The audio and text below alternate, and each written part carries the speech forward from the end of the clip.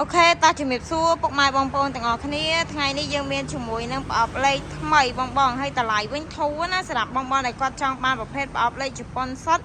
យ៉ាន់ណាបងទាំងអស់គ្នាសេរីថ្មីហើយឈុតជាមួយនឹងកង់ដៃដែរ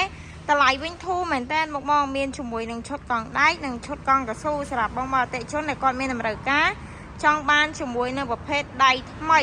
ប្រភេទយ៉ាន់ម៉ាសេរីថ្មីបងទាំងអស់គ្នាប្រអប់លេខវិញគឺមាំមែនតើនេះបងមើលសាច់ប្រអប់លេខបានធានាឲ្យគឺស្អាតហើយបើរូបរាងវិញគឺធានាអេមតែម្ដងបងពណ៌ក្រហមជាមួយនឹងពណ៌សគឺស៊ីគ្នាមែនតើសម្រាប់បងអតិថិជនដែលគាត់ចង់បានជាមួយនឹងឈុតប្រអប់លេខយ៉ាន់ម៉ាបងហើយតម្លៃវិញធូរមែនតើតម្លៃខាងនេះបងយកជាមួយនឹងកង់ដៃគិតជូនតម្លៃត្រឹមតែ2លានជាងបើមិនសិនជាបងយកជាមួយនឹងកង់កស៊ូ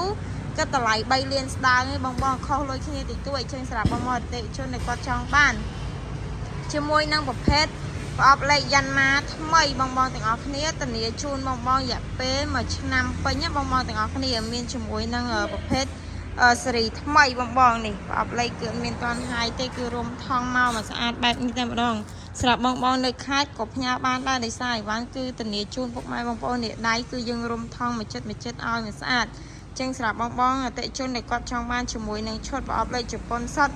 យ៉ាន់ម៉ាហើយការធានាវិញដល់តែ1ឆ្នាំមកបងទាំងអស់គ្នាជាមួយនឹងឈុតកង់ថ្មីនេះតម្លៃលក់ជូនតម្លៃ3លានស្ដើងហើយបើសិនជាបងយកជាមួយនឹងឈុតកង់ដៃវិញបងអស់តែ2លានជាងឯណាសម្រាប់បងគាត់ចង់បានអាចមករកបាននៅទីតាំងយើងខ្ញុំ